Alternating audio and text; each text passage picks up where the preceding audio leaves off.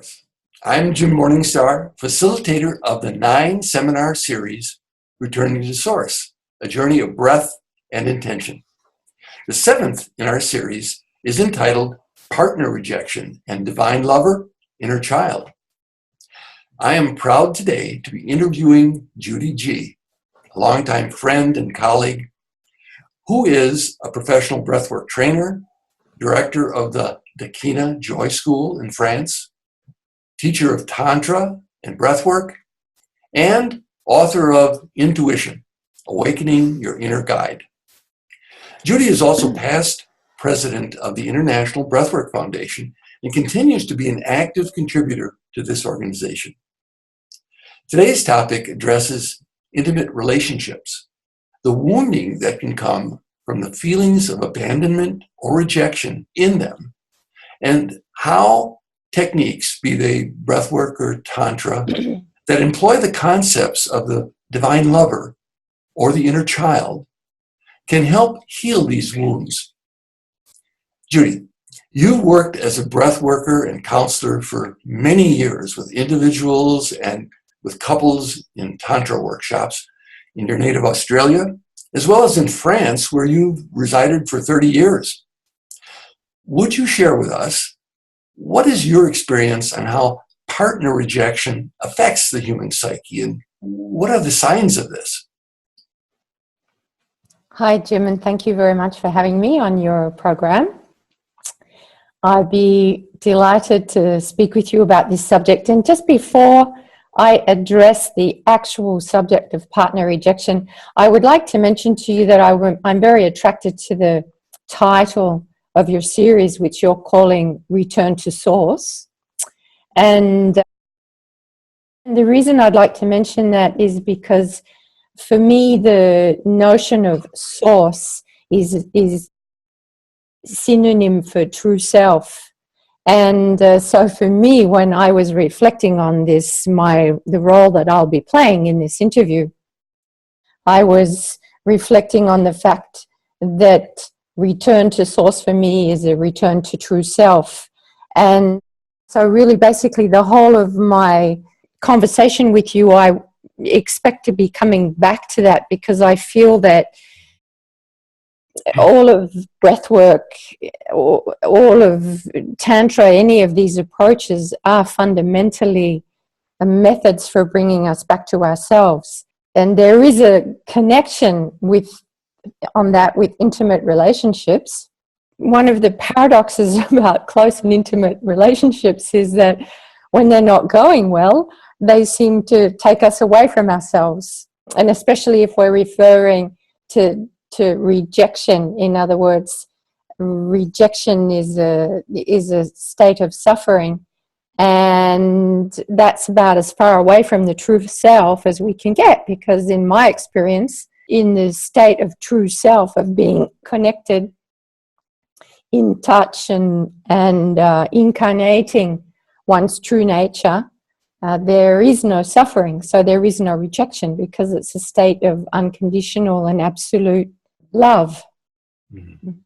Absolutely. It's like it gives us a chance to practice what it is to be one, to be connected, and then the illusion of separation is played out very dramatically and painfully. Often dramatically and often painfully, and inside the intimate relationship. And so I suspect that there is not a couple alive on the planet today that has not at some point experienced rejection, whether it's rejecting the other or feeling rejected. And so in your initial question, you asked me, what are the signs of rejection? And I would say that being rejected for most people will create a variety of different emotional states, and most of those will contain a mixture of sadness, probably fear, and quite possibly also anger, because nobody likes to feel rejected. And I would say that it's a lot more agreeable to be the person doing the rejecting than it is to be the person that's feeling rejected. But from a tantric approach, which is an approach that positions itself in saying there is no separation, as you mentioned, separation is an illusion. Unfortunately, the feeling of rejection is an illusion that feels very, very real. And so in a more traditional therapeutic approach, we might be addressing the wounded self and looking more deeply into what are the traumatizing experiences from the past that need to be addressed so that the feeling of rejection can be going away, can be dealt with. From a tantric perspective, we would be more focusing on the reality that anything we're experiencing as coming from the others is in fact coming from ourselves. In other words, separation is illusion. Feeling connected is the normal feeling. So if I'm not feeling connected, with my partner, I would be focusing on how can I get back to feeling connected, rather than trying to solve the problem of who is rejecting who, which is often the dynamic that happens in couples. In other words, we have a negotiation that goes on, which might go something like, well,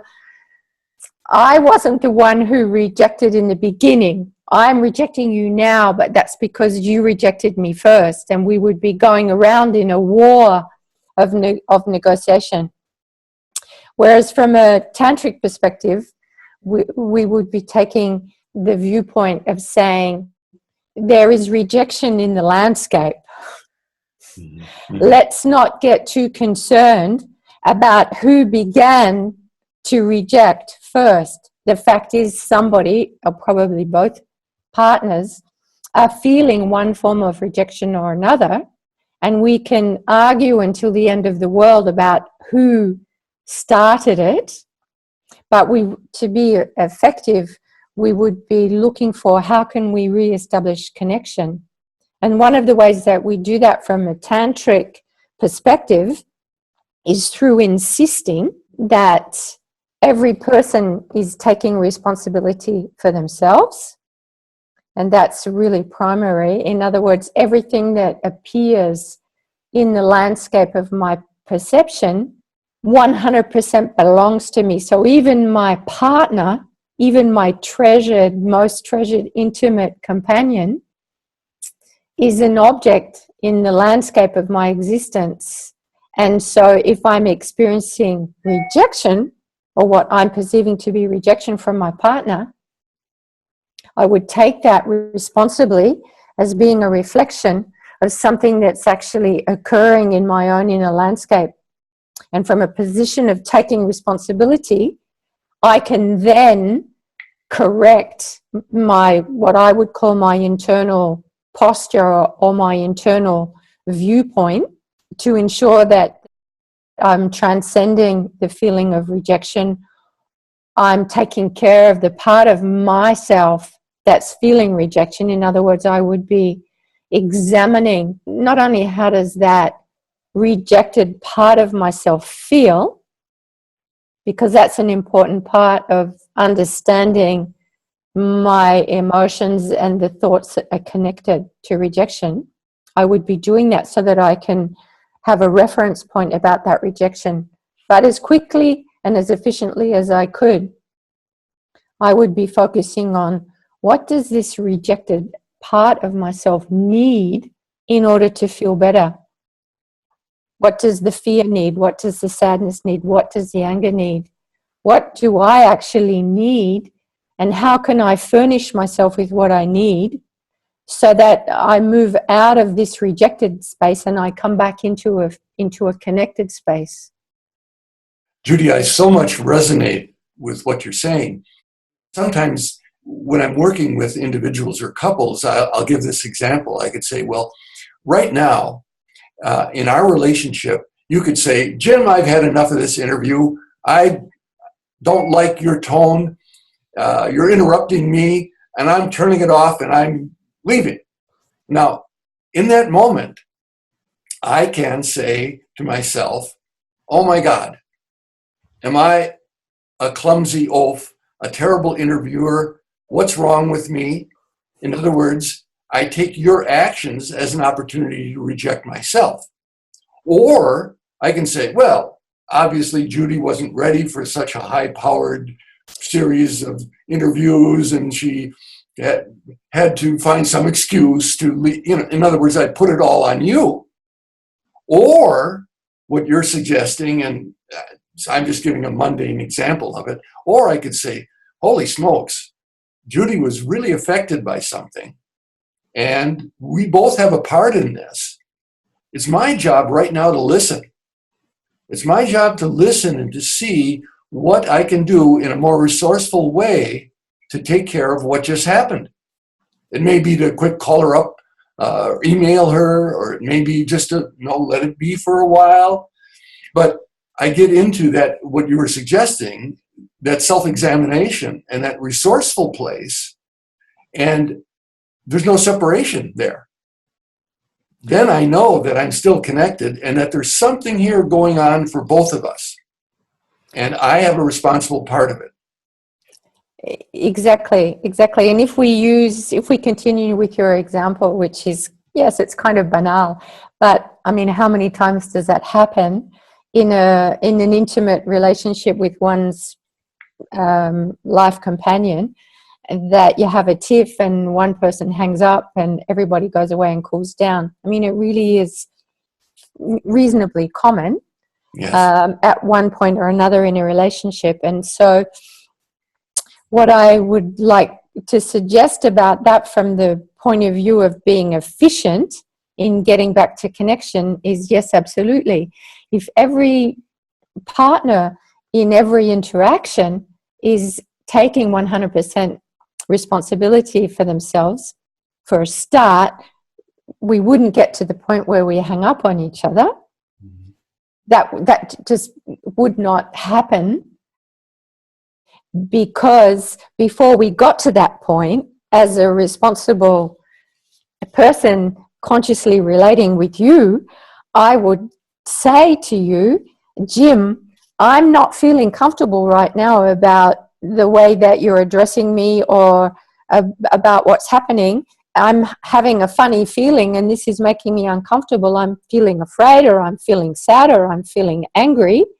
And what I need from you, if you're agreed with me, is I would like you to tone it down, or I would like you to address this in a slightly different way. In other words, I would take responsibility for communicating to you as quickly and as clearly as I can what my needs are, so that we can turn this interaction into a win-win for both of us. And so I agree with you completely.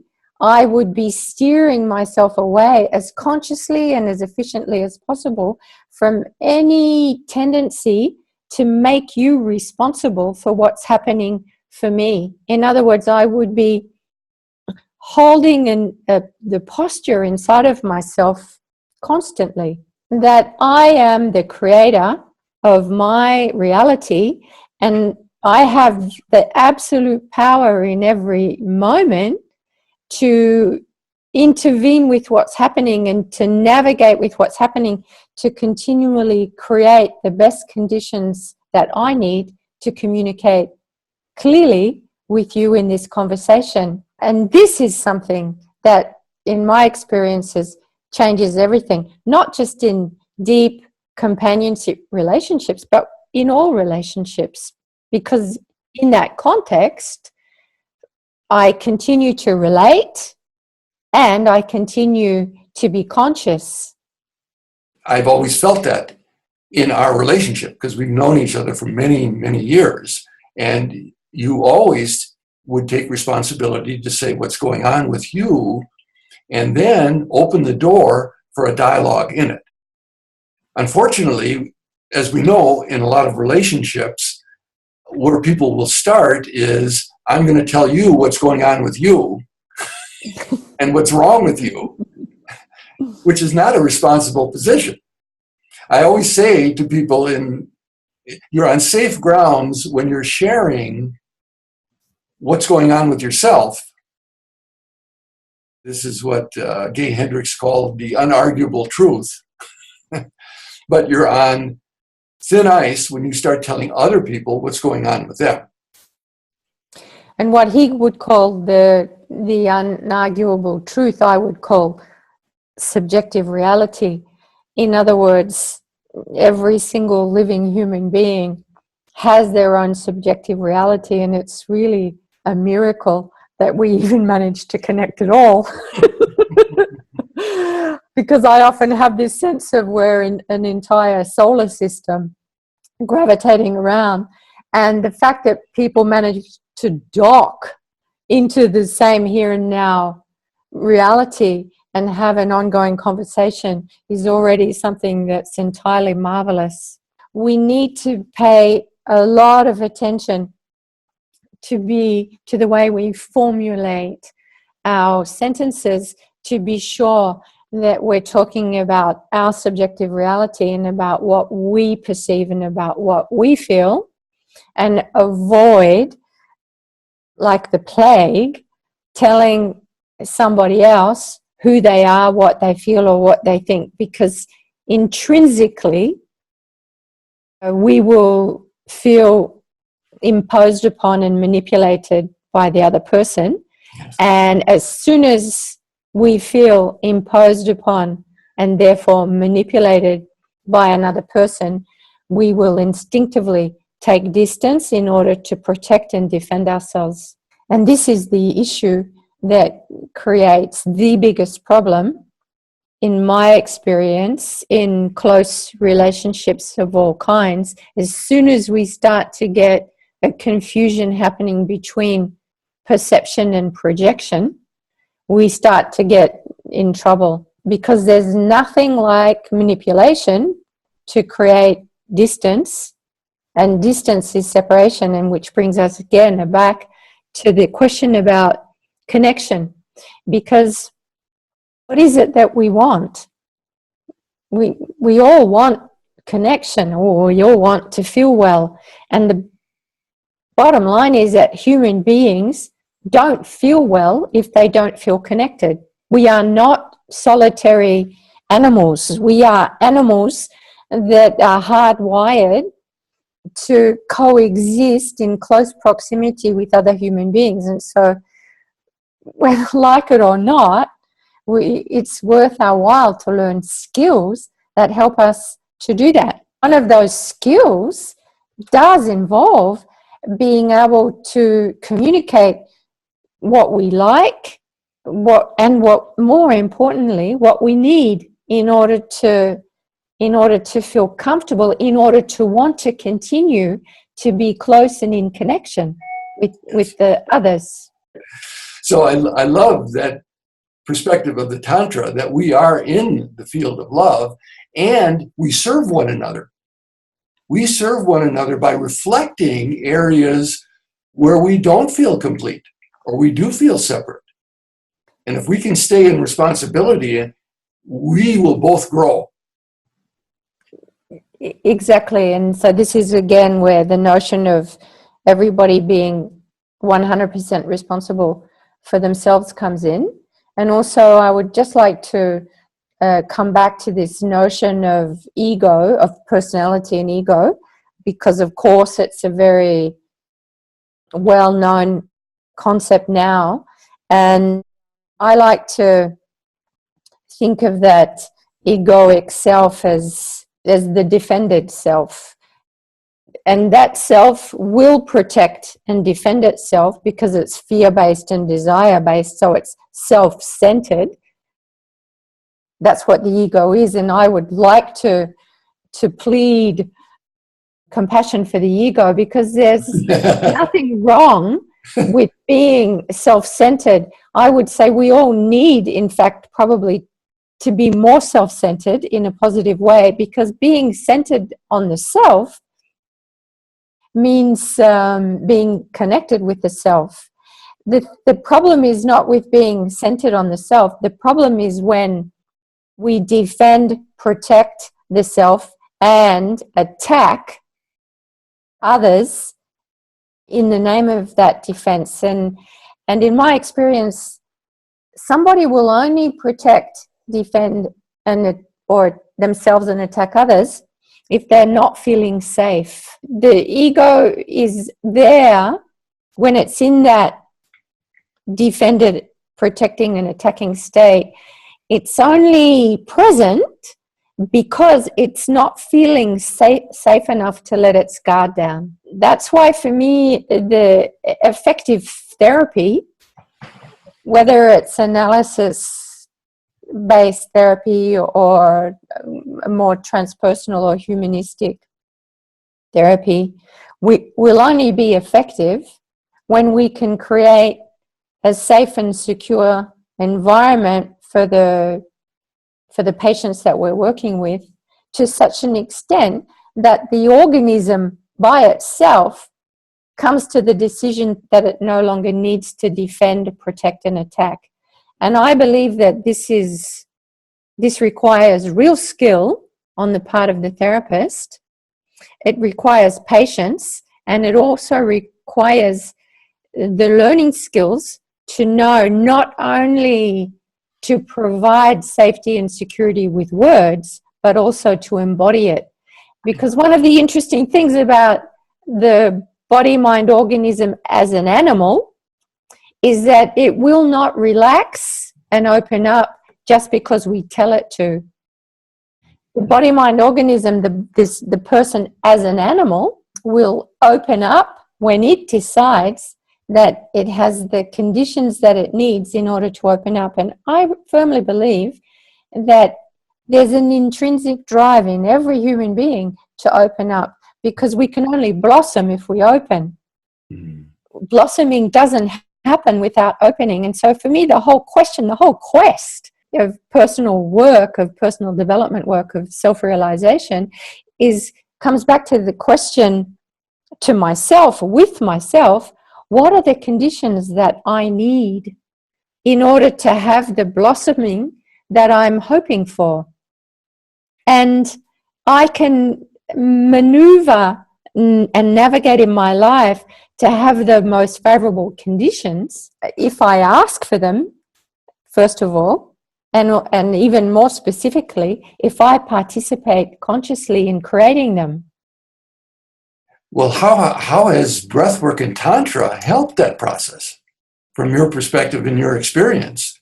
Well, that's a very good question, because breathwork has, for me, breathwork and Tantra synonymous, because I've always practiced breathwork from what I would call a tantric perspective, that everything is connected, separation is an illusion, and I am a divine being containing and expressing infinite intelligence, wisdom, and love constantly in terms of my true nature. So for me, the breathwork serves as a vehicle for exploring who am I not in terms of the concept of true self. In other words, breathwork is a fantastic vehicle for tending to the wounded self, or to the false self, or to the defended, protected self, the part that's holding itself in separation because it's distressed and terrified, and because it has unresolved traumatic experiences from the past that haven't yet been integrated, that create a fixation and an obsession, because those parts need to be integrated, need to be healed in order for there to be a return to wholeness. So I've used, or during my career, I've used breathwork very specifically in order to help my clients and my students come back into a place of wholeness, so that they can feel that they are in possession of their true self. But then, interestingly for me, what happens once we're reunited with our whole self is that we still have an ambition to go further, and then that going further becomes a journey of transcending self.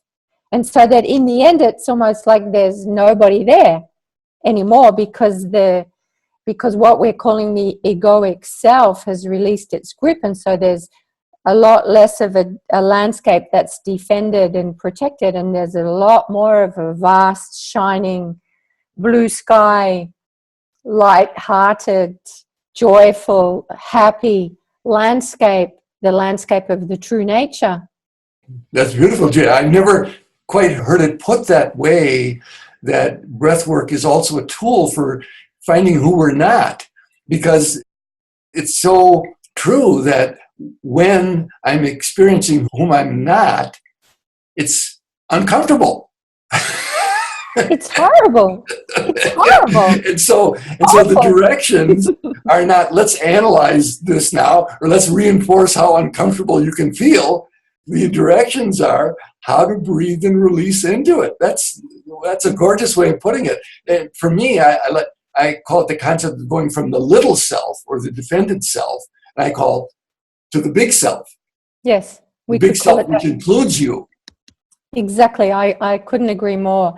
And I would also just like to add in here that one of the reasons I believe that a lot of people get to the point in their return to wholeness where they get to that point of wholeness, and then they say, well, what could I do now? And we say, well, let's transcend that self. And they might say, no way, I don't want there to be nobody here. I just did all this work on myself to come back into myself, and I don't want to be in a flat land of there's nobody here. And I think this is something that's really, really quite often misunderstood about all these notions of transpersonal and transcending self, because people have the idea that there won't be anybody there. There's no thinker, there's no mind, there's no thoughts, and there's no feelings anymore. And I feel that that's actually quite wrong, because the animal self, the body being,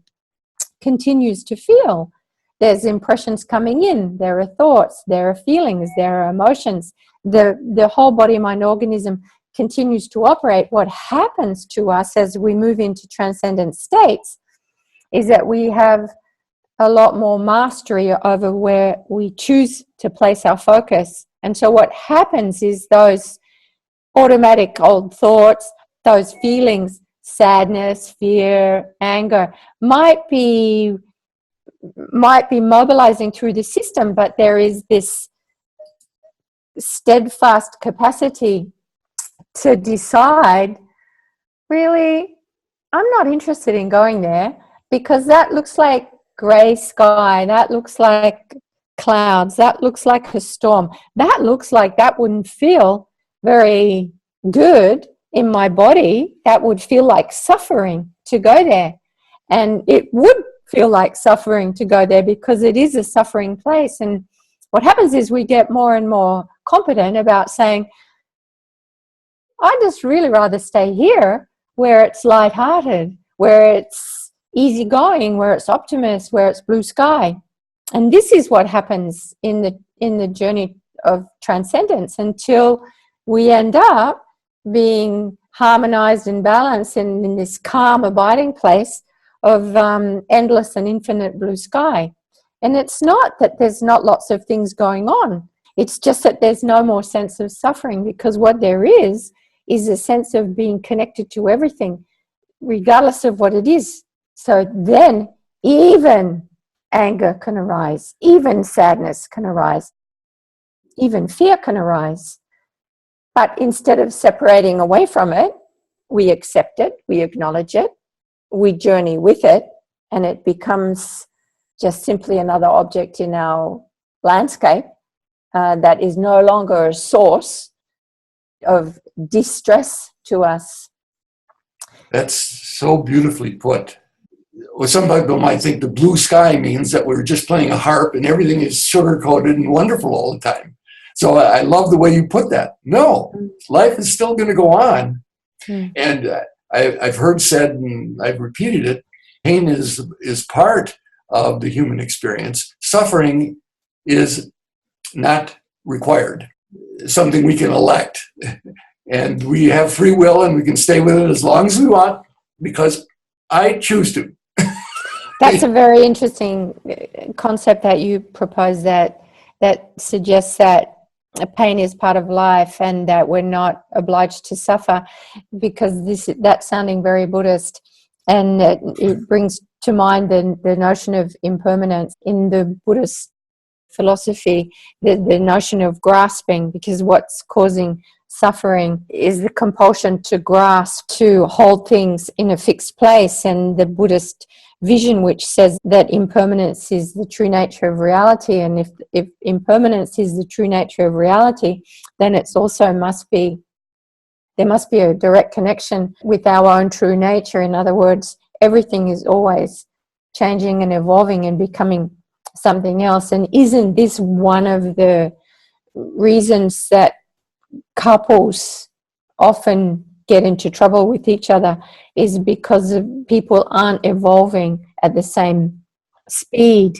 And so who we are when we come in to the couple may evolve as we age and as time goes on, and by the choices we make about how we react to different situations. And this brings me to, again, back to this notion of that it's efficient to be friends with all things, to become allies with all things that exist, everything outside of us and also everything inside of us. So it's a teaching that says, accept, become friends, become intimate with all aspects of ourselves, and use every experience to grow as a source of nourishment. Because if separation doesn't exist and everything is connected, what that means is that every single thing I'm connecting with is an aspect of myself.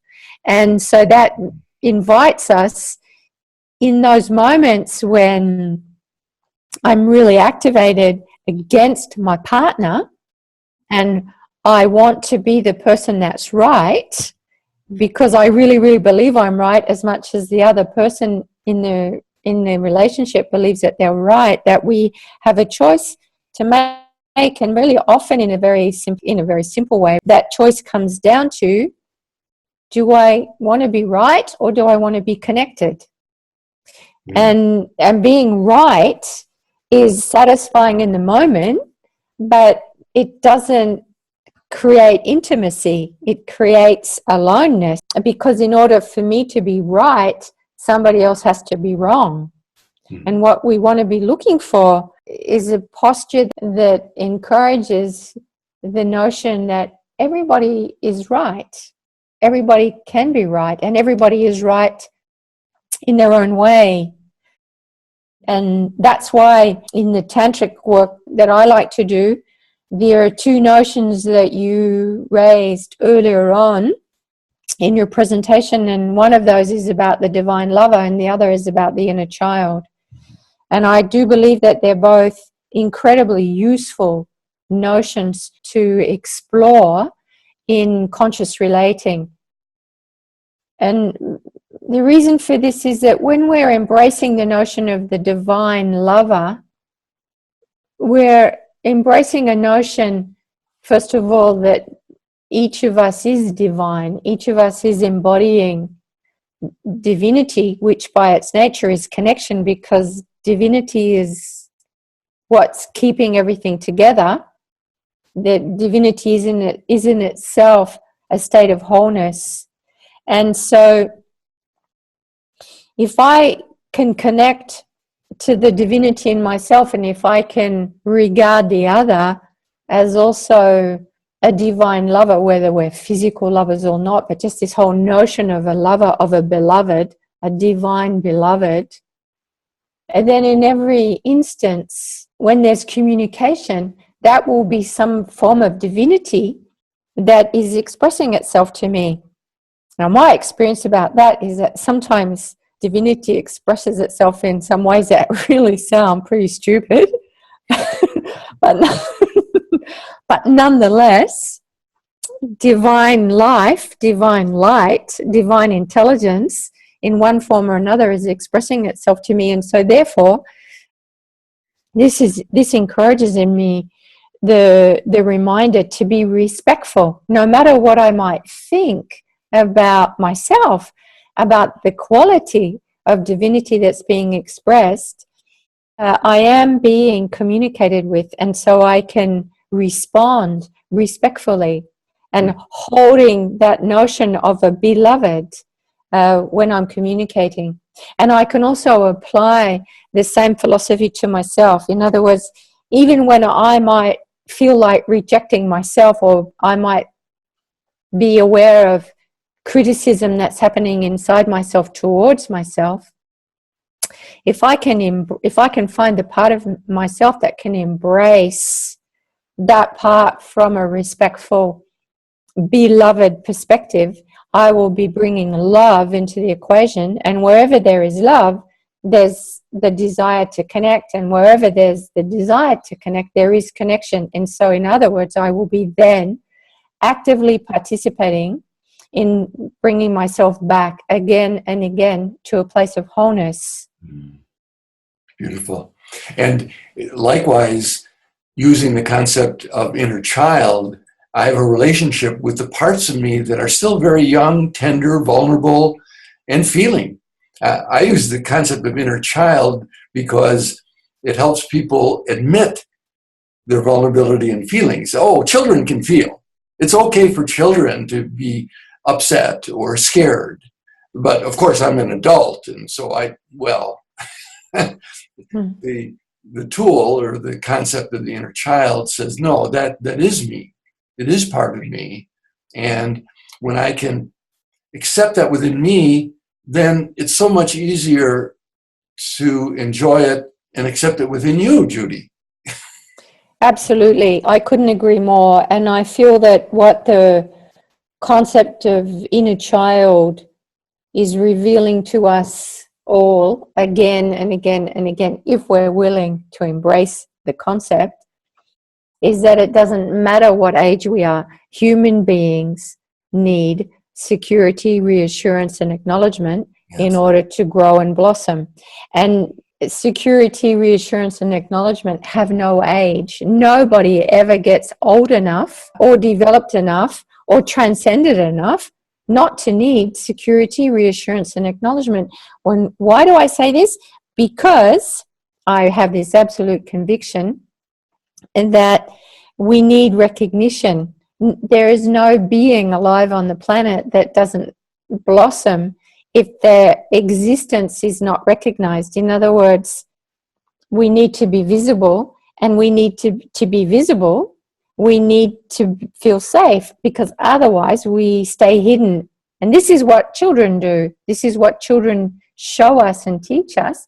If they don't feel safe, they will not open.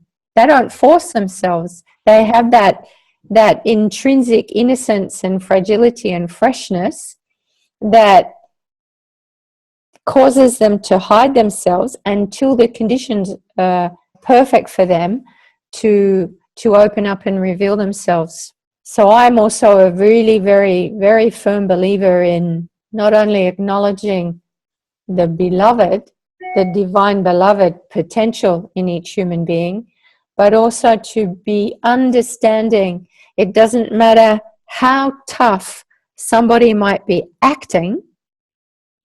If they're defending and protecting themselves, it's because they don't feel safe enough to show their fragility and show their vulnerability. And if they don't feel safe enough to show that, we cannot have a true connection with them. And I would say, yes, everybody is responsible for opening up and connecting with other people. But at that level, I feel like about going for vulnerability, about going for revealing one's tenderness, in that context, I would say it takes two to tango. Oh, yes. How beautiful. I see this over and over again in working with couples, but also in working with myself in my own relationships. And I've always admired your honesty and willingness to do that too, Judee. Thank you. I am so grateful to reconnect with you. And actually, I've got a whole lesson today on Tantra that I've never had before. And so it's so wonderful that you share your wisdom and you share your experience, but also that you share your heart and your smile. So, Thank you, Jim. It's been a pleasure for me to have this conversation with you. And yes, aren't we lucky? Aren't we lucky to be able to have this kind of conversation? I find it also very stimulating, and it re-enthuses me for the whole work that we do. And it reminds me about when I was going through the last separation of my couple, because I've had couples, and one of them came apart. And what I loved about our separation is that we decided to do it consciously. We got to that point where we said, we're going to go our separate ways. And we also decided we're going to keep this friendship. No matter what happens, we're going to keep this friendship. And all during the phase of the separation, which took a while, because we decided to do that at our own rhythm. And so we decided to completely be with each other as much as we could be with each other consciously and lovingly, even though we were separating and going our separate ways. And it was a wonderful experience for me, because every time that we got into a situation where we started to have one of those conversations which was going in the worst of all possible directions, in other words, we could feel ourselves getting activated and we could feel like this is not going to work to have this conversation, we're not ready enough yet, one or the other of us would stop and say, do we want to go into this place or do we want connection? Mm-hmm. The one who was the least activated took responsibility to say that, and that systematically would stop the other one in their tracks and give them the time to reflect, because we knew where we were going. We were going into those places where we just had to agree to disagree. And we became very masterful, very, very, very masterful over that couple of years of choosing connection, to the point when we really got pretty much to the end of the separation, we were sitting there looking at each other and saying, are we sure that we really want to separate? Well, I mean, we've actually become really masterful thanks to this separation process, thanks to our decision to divorce. We have actually become very, very, very masterful at what we were trying to do all during those years when we were together, and for some reason we didn't manage to do it. We actually really learned to do it because we kept coming systematically back to giving connection the first place, and connection is love. And I'm very, very happy to report that I'm no longer with that person, and I completely and utterly love that person as much as I loved them when I very first met them, even though we're not together. And that's thanks to choosing connection. It was a fantastic, deep and life-abiding learning for me to do that. Judee, thank you. Thank you for sharing that, because that's truly where the rubber meets the road. We can all have theories and techniques, but it's our personal lives where it shows up. I like to think that relationships are eternal. The form of them changes, and you masterfully came to a completion in that relationship, which means not the end of it, but it means the end of a form, because I recognize what it is you've given me and how I've grown from it. I see that you recognize what I've given you and have grown from it. And now we come to the place of true equality, not one more masterful than the other. And that's a divine lover, which is eternal. Beautifully said. Perfectly well said. I agree.